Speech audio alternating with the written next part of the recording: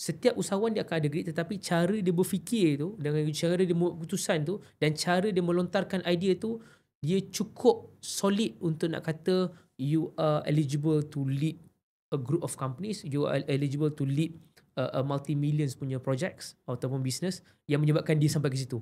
Kalau kita tengok balik sejarah dia, I think he is also started with digital marketing, right?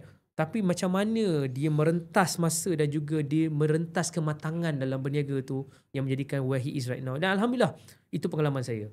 Seorang lagi saya boleh sebut nama yang saya pernah bekerjasama, a group of companies, kita go for IT base. Yang ni ramai orang tak kenal dia, sebab dia bukannya bermain business open market.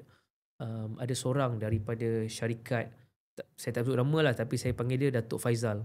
Okay, Datuk Faizal ni syarikat IT, panggil Datuk Jah. Dia gelak huri-huri, ha ha ha